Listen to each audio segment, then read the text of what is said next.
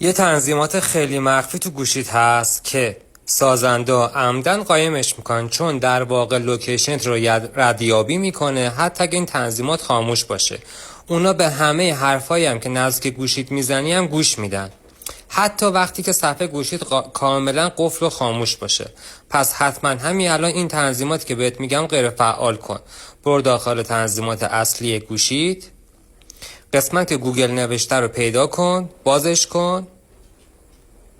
قسمت که همه سرویس هاست رو بازش کن. دوباره یه گزینه است به اسم دستیار صوتی جستجو، اونو انتخاب کن.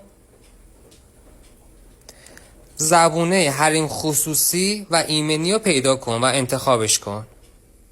اینجا باید بری تو قسمت شخصی سازی تبلیغات